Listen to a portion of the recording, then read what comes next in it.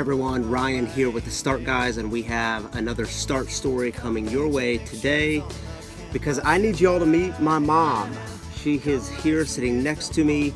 As you can see in the background, you see a lake with some boats, and it's a bit cloudy today. It's gonna rain, but we've been here for the last, 5 days? 5 or 6 days. Here in beautiful Lake of the Ozarks. This is where I grew up, so these are my old stomping grounds. This is home for me. Well, it's a piece of home for me. But we've been here celebrating. My mom and Rob, my stepdad, they are celebrating their 28.5, which sounds a little weird, doesn't it? Why not the 25? Why not the 30? You'll get a little bit into that. But 28.5 years of marriage, so we all gathered here at the lake and had a beautiful celebration. But I've invited Mom to come share her story today because she has this, and she's one of our 90 stories. She has this powerful story of loss and overcoming and struggle and finding joy and finding life in the midst of death and chaos. And so I want her to share this story with you because this is a story we need to hear more of. How do you keep going when life is completely and utterly falling apart? How do you take a step forward? How do you start? So I just want to throw it to you, Mom, and I want to start with what's your big? That's how we're starting all these questions. Because we want to find people who have found their big or are still finding their big and they're living into it, or they haven't taken the steps yet to live into it. So what's your big? Well, I have to say one thing first. It's ironic to be back here at the lake, back home. It's ironic to be interviewed by my son because when he was just a little guy, this is one of the things that he did, and you knew he wanted your attention. He would literally take his hand and he'd take your face and he'd turn it towards you, and you dared not look anywhere else or do anything else but pay attention to him. He still has a little bit of that in him. So in the interview, if I do this to you, that means I need you to look at me. I got it. All right. What's your big? So my big was in realizing the power of a moment. Chris Rice has some words to a song, and that song is The Power of a Moment. Great song. You can go to YouTube, look up Power of a Moment. And it says, what am I going to be when I grow up? How am I going to make my mark in history? And what are they going to write about me when I'm gone? These are the questions that shape the way I think about what matters. Well, I have no guarantee of my next heartbeat. And what if no one wants to read about me when I'm gone? It seems to me that right now's the only moment that matters. And while I think sometimes that can sound cliche, when I say I've truly learned to live in the power of a moment, one of those things was I lived probably my biggest, hardest struggle was watching my son, somebody I loved dearly, walk in the path of addiction.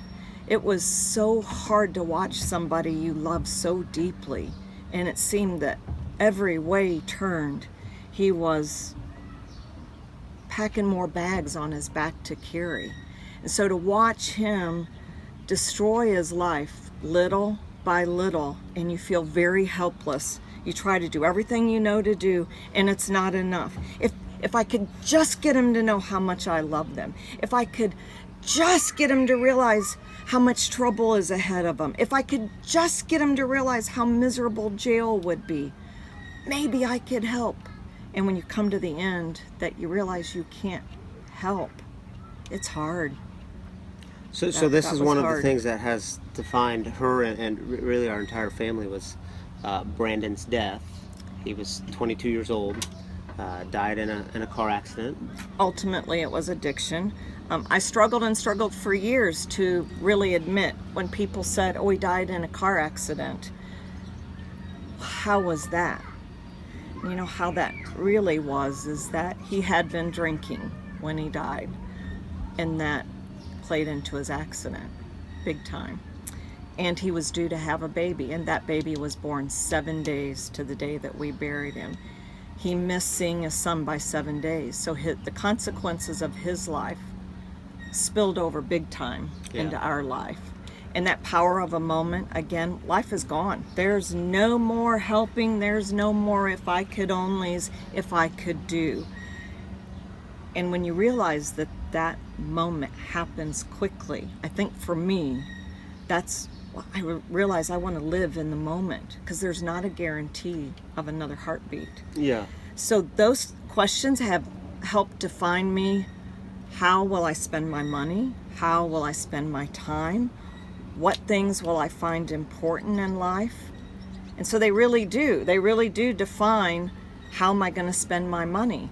I will choose to spend my money on family, on getting tickets to go to Denver.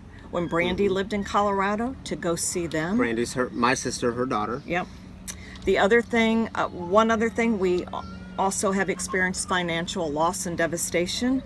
My brother's 50th birthday was coming up. We found ourselves in Florida after leaving our beautiful home at the lake, and we had very little money. And I said, I'm going to my brother's 50th birthday, no matter what I have to do. And we did. I worked and I found a way and I got a ticket to go see him. And why that's important to me now is because 3 years later, he's no longer here. I also flew back home to Missouri for a very good friend, one of those lifelong friends' daughter was getting married. And I thought, I'm gonna spend the money to see her get married, because that's important, that's what matters. And me realizing that the power of a moment is what has helped to shape me again. How am I going to spend my time? What will I spend my money on? So I think another word we could say, I love the phrase power of a moment. And when we're talking about your big, the word that comes up is intentional. So living with intentionality. And there is no one that I know that lives more this way than she does. She truly does invest in the things that matter. She invests in relationships. Our kids are part of the people she invests in. Sis's kids are those people. And Damien. And Damien, and we'll talk a little bit about him in just a minute. But it's not just family and grandkids. She invests in people because she realizes that relationships are the most. They're things treasures. that carry us. They're things that carry us when forward. I'm gone, I hope that they read a little bit about me on my headstone, and that it says something like living with intention or something, that I hope the headstone tells a bit about me and not just my first name and last name and date of birth and date of death. There's so much more between those dashes. So speaking of headstone, here we are in Missouri. This is, like I say, the place I grew up. My brother is buried here, so we went out, and actually your dad, my grandpa, who's one of my best friends in the entire world, he's buried right next to my brother. But we went out to the cemetery just a couple of evenings ago, and it was us, our kids. Damien was with us, his boy, who is now 16 years old. But anyway, we went out to the cemetery. It was this beautiful evening. It's this place called Freedom Cemetery, which, how cool is that? And Mom brought these balloons with her, and she had us each grab a balloon and say something we were grateful for, and then let the balloon go up into the sky. And it was just this beautiful moment of one of those power of a moments where you knew this had weight to it. It mattered. This is a significant time, and it was a simple moment. And they're usually simple moments. They are. So tell us a little bit about what kept you from living in the power of a moment. Well, as a mom, I wanted to say a little bit. I actually lived in a fair amount of shame, realizing that I had a kid that struggled with addiction. That was kind of hard to admit, because he would get classified as one of those bad kids. And I was so fearful that if I said anything about somebody I loved so deeply, they would say he's one of those bad kids. And that was hard for me. That was hard for me to deal with. So I lived in more fear and shame, and figured out how to put those words in pretty words and pretty boxes, and so it would look pretty. And then when Ryan shared his story of sobriety, I found myself in that place again. I got 2 kids, and that was hard for me to admit. One of my greatest power of my moments too is in realizing to say it out loud, to live it, to deal with it, to let people into my world and my story. And what that does also in living with intention, you have to let go of some fear, some shame, some bitterness. Because if you keep those things locked up in here, you cannot live in that moment. Yeah, and letting those things be ugly. I think I've learned that from you, that there's nothing pretty about addiction. Let's call it like it is. It robs you of life. There's nothing pretty about untimely death. It's always a bad thing. It's always a heart-wrenching thing. But I think the beauty comes in when you can allow yourself, like you've done, allow yourself to find the joy along the way, allow yourself to stay present in the journey and not just check out of it. Yeah. Not close your heart off to relationships because you don't want to get hurt again. Talk to us a little bit about that. Well, when we left the lake area, it was not under good circumstances. They live in Florida now. They live in Naples, Florida. We pretty much lost everything. And I hated to leave behind my friends, lifelong friends, place that I knew. I knew where the things were in the grocery store. And we found ourselves in Florida. And I thought, I got to make friends. I can't live. I can't live without other people. And that's been incredibly hard. How you got to find those people. And in order to find people that want to be your friends, you got to share a part of your heart. And sometimes those people don't know your story. They don't know where you've walked.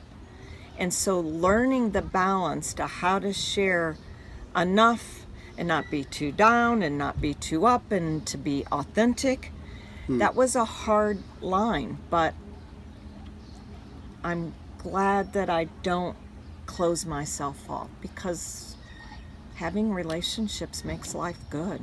Yeah, it's where you find the joy. It is. So let me close with this. Mom is just now starting to travel around to different places and share her story, share this story of loss and life and finding joy along the way and dealing with the chaos, going deep into the chaos. I have to say one thing. Yes. I've continually said finding life in chaos, and that's another song from Gunger's Beautiful Things. And just this week, if you want to talk about chaos, we've had noise, we've had loud, we've had coffee cups and plates and everything from every place you can imagine, to the bathroom, to the kitchen, and everything in between. And yet it was life-giving to have us all together, and even sometimes little arguments. Her hurt me, him did this, and yet there's life in watching those relationships develop. And Damien let all the little girls crawl all over him, and loved it. So she's sharing pieces of her story along the way. If you want to connect with her, she'll be sharing her story in Missouri a couple of times. I do. In the fall.